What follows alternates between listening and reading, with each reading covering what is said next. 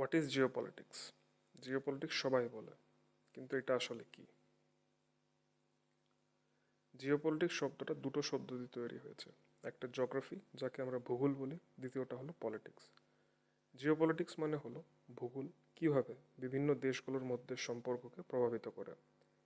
Geopolitics হলো দেশ দেশের মধ্যে পাওয়ারের খেলা, যেটা জিওগ্রাফি, রিসোর্স, লোকেশনের উপরে ডিপেন্ড করে। একটা দেশ কোথায় আছে, তার কাছে কি আছে, যেমন oil, gas, sea route, military position, এই সবগুলো মিলে জিওপলিটিক্স তৈরি হয়। আমরা একটা এক্সাম্পল দিয়ে বুঝতে চেষ্টা করি।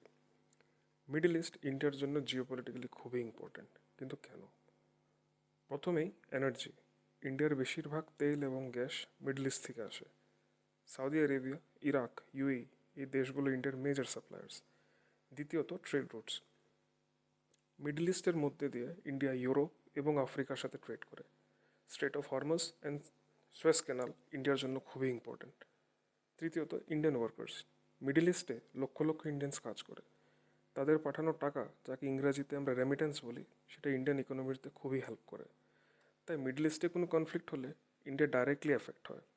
এই জন্য মিডল ইস্ট ইন্ডিয়ার জিওপলিটিক্সে খুবই critical. And finally, world politics যদি আপনাকে বুঝতে হয়, আপনাকে জিওপলিটিক্স বুঝতেই হবে। Thank you.